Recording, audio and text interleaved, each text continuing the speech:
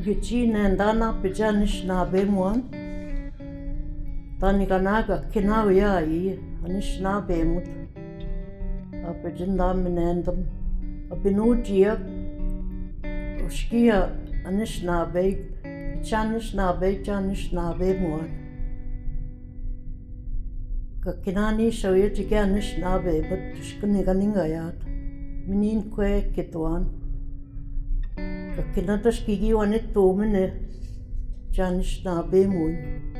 Up Jibangin Danyai Anishinaabemowin. My mouth is dry. That's good. That's all I got. Good enough. Yeah? Okay. That's perfect. Thank you. You wish. All right.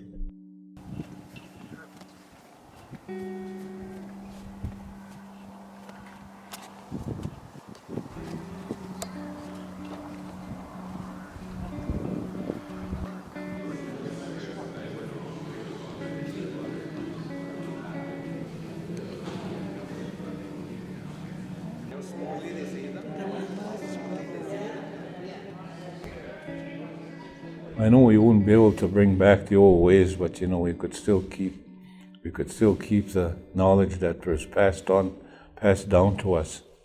We could tell our children, our grandchildren, and them too. They could tell their children, their grandchildren.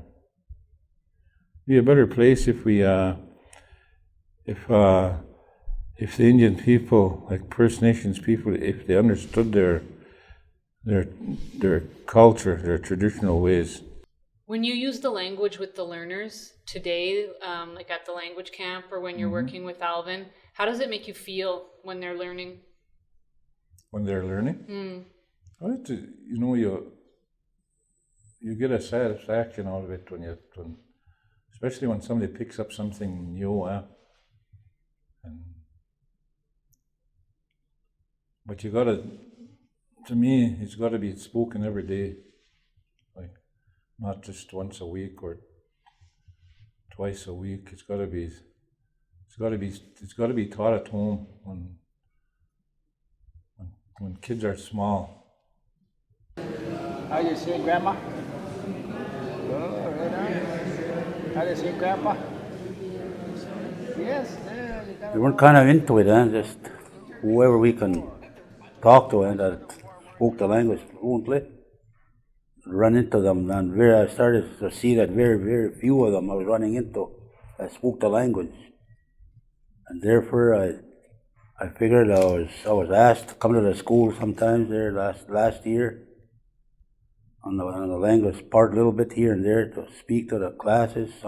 Couple of times I spoke to the classes and things like that, and the ceremonies it's got to be spoken in the language in our three communities here, the doings and everything, the prayers and the talking and the day-to-day language with individuals that know to speak the language. Meet them somewhere down on the street in town or here or wherever, talk to it, and them too, they're feeling the same way. And the elders that I talk to, they like to talk to somebody that speaks the language, and it makes them feel very comfortable. And the same with me, and I was getting less and less, so that's why I wanted to help out. With this program, I feel we can put sentences together and actually meet and greet people in our language, which I've learned since we've started this program. Are you learning? Yes, I am. Yeah. I've learned to greet. I'm actually gonna start asking my mentor for like phrases to turn them into Saulteaux, and I'm gonna put them into songs. Start singing.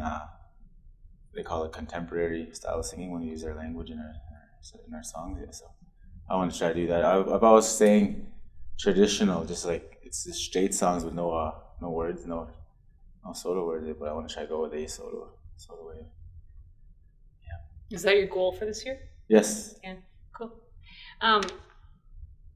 Thinking about the project over the last year of the program, are there any experiences or memories that kind of stand out? The gathering we have with the other people and the sharing and the stories they tell, we tell, and then just sitting around talking in our own language with one another.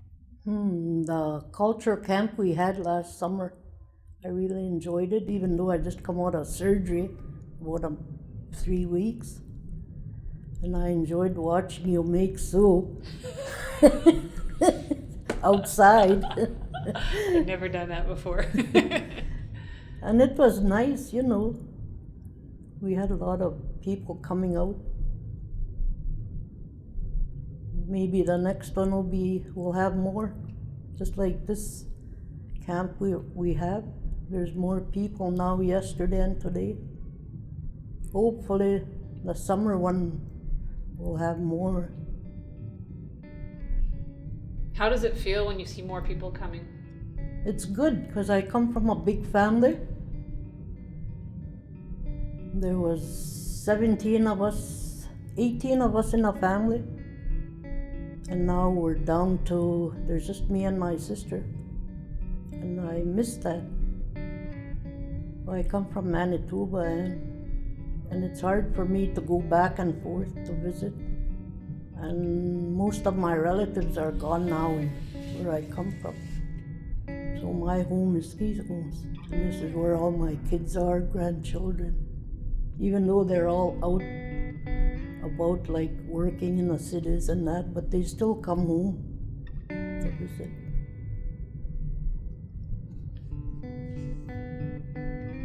Next.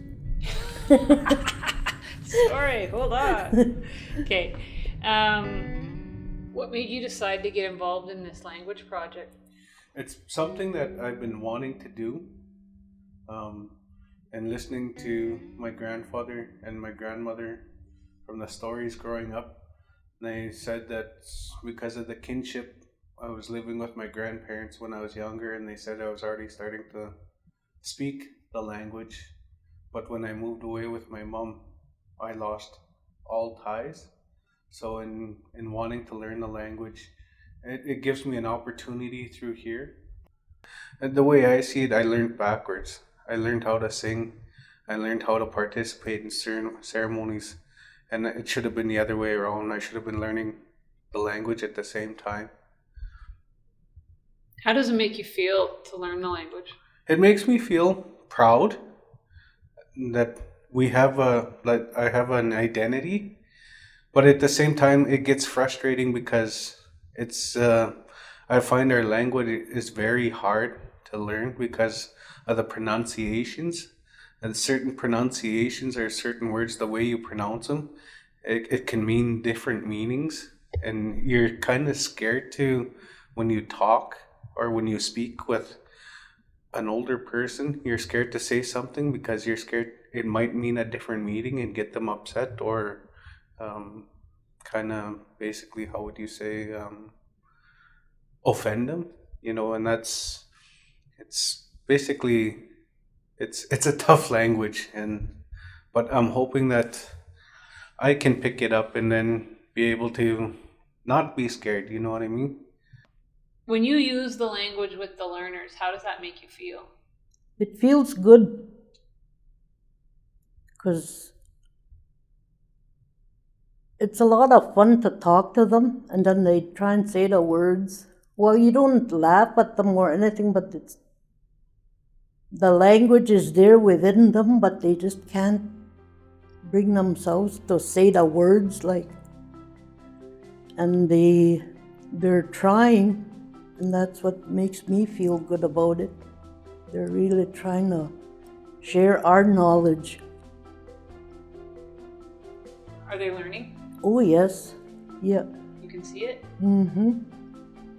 When they get up and when they're asked to say something, they get up and they talk. Just like you, what we taught you in Saskatchewan. Anoogeemin, Watson Dondo say. Oh yes, see? And you're not native. No. If you can pick it up, anybody can. Well, if a Mooneyal can do it, there's hope. Mm-hmm. That's what I always say. Okay, those are all the questions. Do you have things you want to ask? Yeah, I guess